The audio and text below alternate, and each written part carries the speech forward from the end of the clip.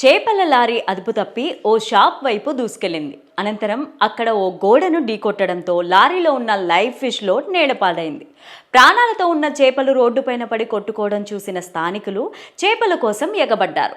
November 21న యూపీలో జరిగిన ఈ సంఘటనకు సంబంధించిన ఒక వీడియో సోషల్ మీడియాలో వైరల్గా మారింది.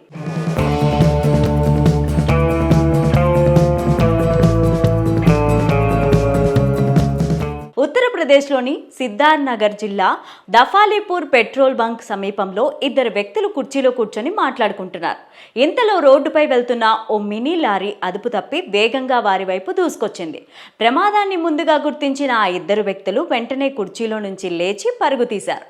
లారీ అక్కడ ఉన్న షాపు గోడను ఢీకొట్టింది. దీంతో లారీలో సజీవంగా ఉన్న చేపలు చెల్లాచెదురుగా పడిపోయాయి. అది చూసిన చుట్టుపక్కల వారు కింద పడిపోయిన చేపలను పట్టుకోబోయారు.